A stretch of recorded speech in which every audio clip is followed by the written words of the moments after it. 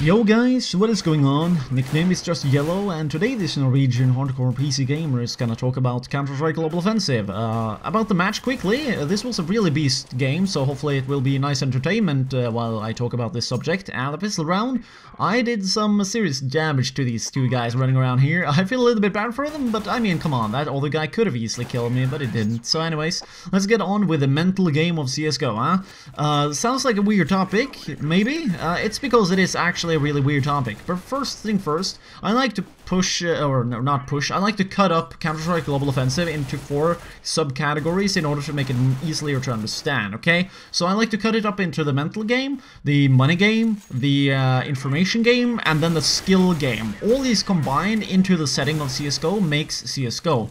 But the thing that will allow you to get better at the game the very best, and it's gonna be the most essential thing that you need to be able to rely upon in order to be able to get better at any game, really, that's gonna be the mental game, or being just good mentally speaking, okay? It's gonna be the best catalyst that you could ever have, and it's gonna be what you really truly need to rely on, and you need to be, you know, able to run in a cool kind of sense if you ever want to be able to do anything better or superb in CSGO, okay? Because the skill will only come if your mentality is set right, because skill requires practice, but getting that practice done requires, you know, a very steady mind that has its eyes set to the prize and see what it needs to do.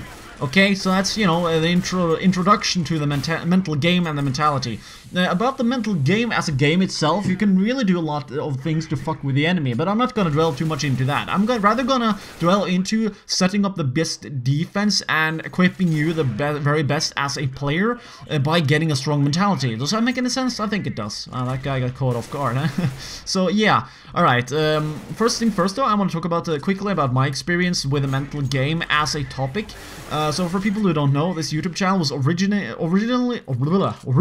made a long time ago, and it was mainly based around Call of Duty content. The amount of bullshit I've had to deal with because of that game is just monumental. There's probably few to almost no people out there who has dealt with so much bullshit, but in the aftermath of it all, it pretty much leaves me at being like the like easily at the top 15 players on the PC ever, if that makes any context and sense. So dealing with the bullshit, despite whatever it might be, that is actually one of the key factors into becoming better at the mental game, because it will set up such a barricade in which there is nothing that will surprise you anymore, because you know it can happen, because you've probably already seen it before, despite how crazy it might be, which is what like I'm feeling it currently as I'm playing CSGO. Like, despite whatever the hell happens, despite how hard we get wrecked, despite anything of it, like, I've seen it before, so I know it can happen, and it doesn't surprise me anymore, which means that it does not, you know, put me down. Like, I don't get sad if the enemy nades stack and they kill 4 of us,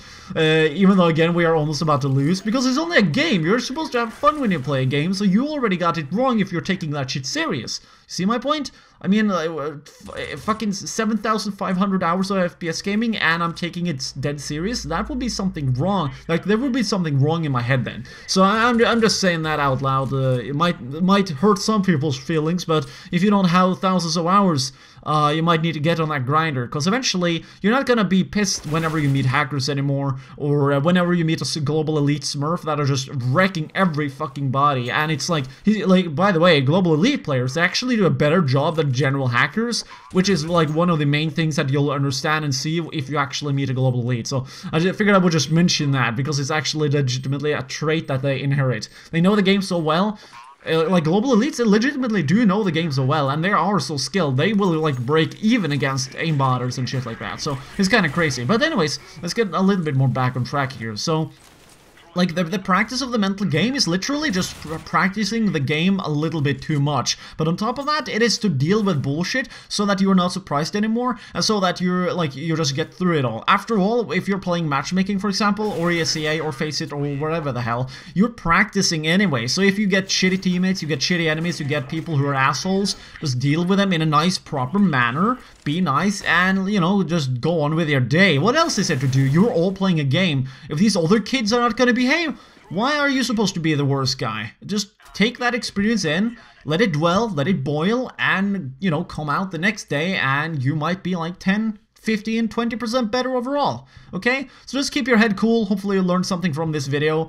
I mean, this is as much as I can say about it. So anyways, if you want to support the YouTube channel, we got two things here. We got Patreon, and we got the skin donation stuff in the description. So anyways, thanks for watching, have a nice day, and don't get beastified when you play.